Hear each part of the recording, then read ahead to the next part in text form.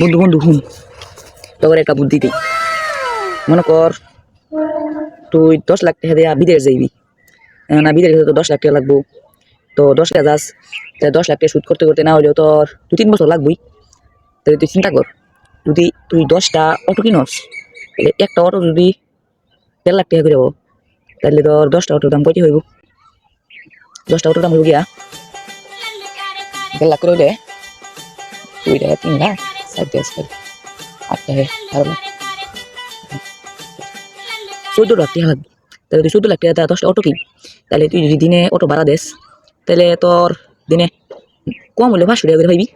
তাহলে তোর যদি 500 টাকা করে যদি দিনে থাকে, তাহলে মনে কর 10টা অটোতে একদিনে কত টাকা আইতেছে? 500 টাকা করে হইলে ও 5,000 টাকা। তাহলে তুই মাসে তোর কয় টাকা আইতেছে? এক মাসে 1.5 লাখ টাকা। তাহলে এক বছরে কত হইব? এটাই করে